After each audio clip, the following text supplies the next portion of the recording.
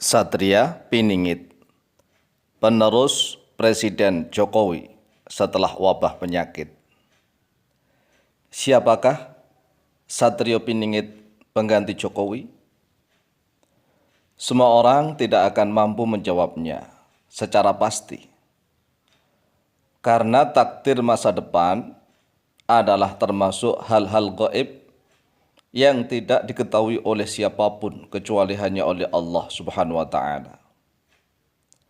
Namun, dengan kudrah dan iradah Allah, yaitu dengan takdir dan kehendak Allah pula, ada beberapa manusia yang diberi kelebihan oleh Allah untuk mengetahui tentang hal-hal gaib, termasuk mengetahui keadaan di masa depan.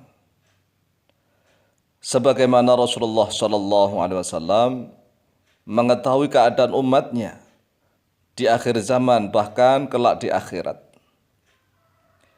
Dan Nabi Khidir alaihissalam juga mengetahui keadaan masa depan.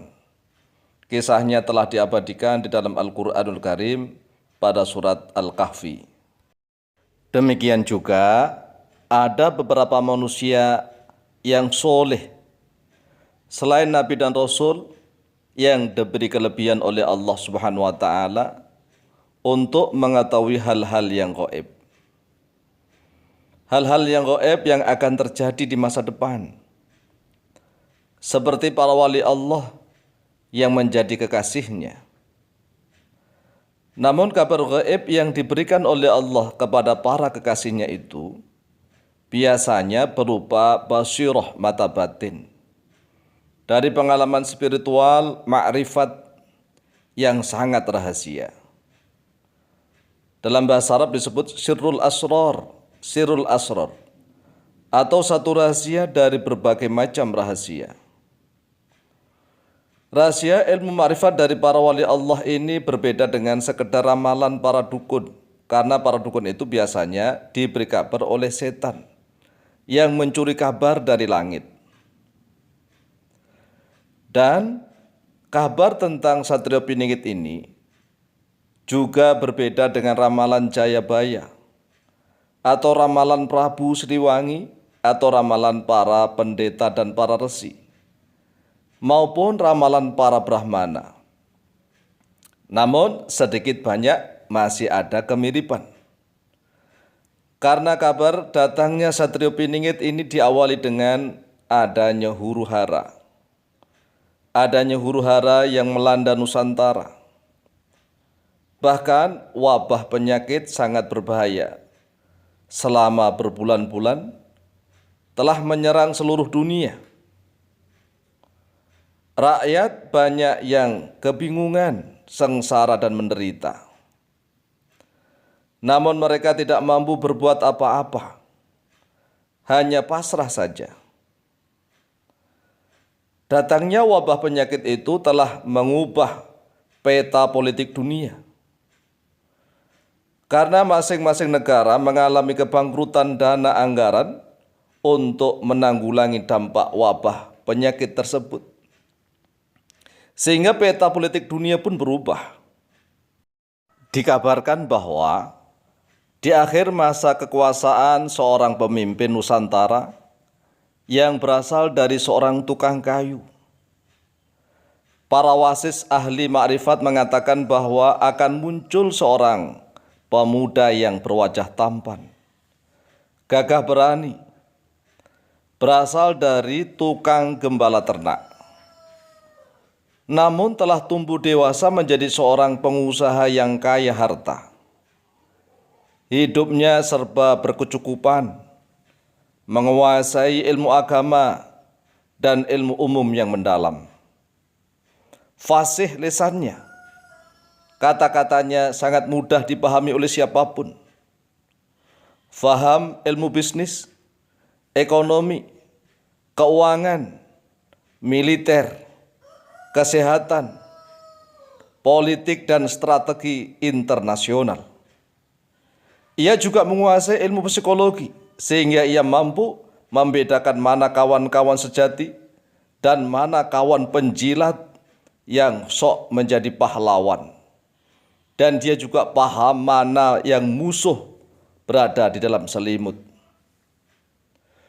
Keluasaan ilmunya yang mendalam membuat gentar para musuh dan menjadi sebab semakin disegani serta dicintai oleh rakyat maupun oleh pejabat.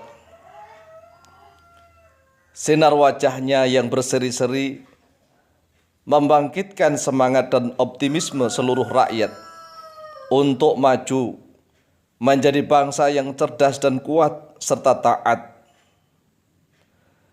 Ketika ia muncul, maka tiba-tiba satu persatu para pejabat di negeri ini yang bermental koruptor dan perusak menjadi bertaubat karena merasa malu dan sungkan kepadanya.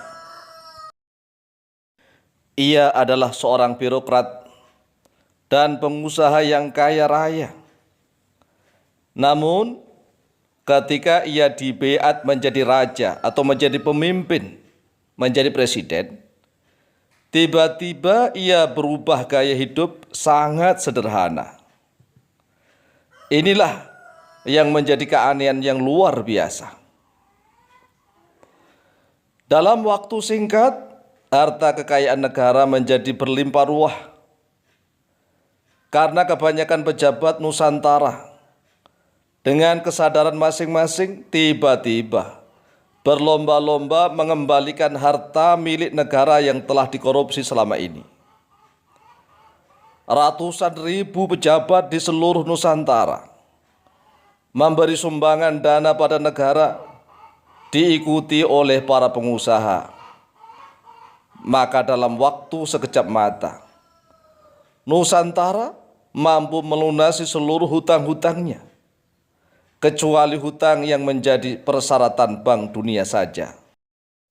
Satrio Piningit benar-benar telah diberi kelebihan oleh Allah Azza wa Jalla, sehingga hati para penjahat dan musuh keuangan negara pun menjadi luluh dan bertaubat.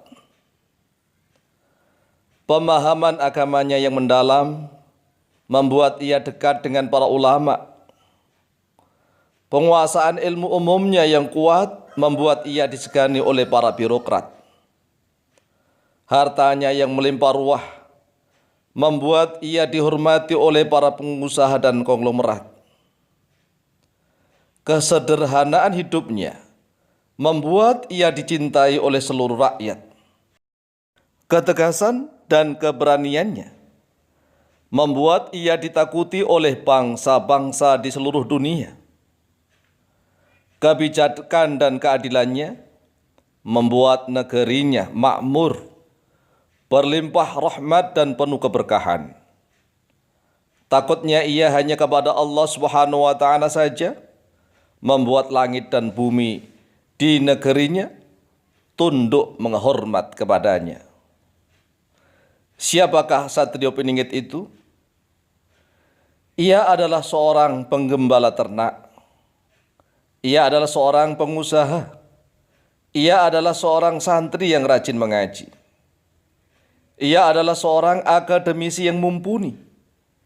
Ia berasal dari perpaduan darah Pulau Jawa, Sumatera, Kalimantan, Sulawesi, Bali, dan Irian Jaya.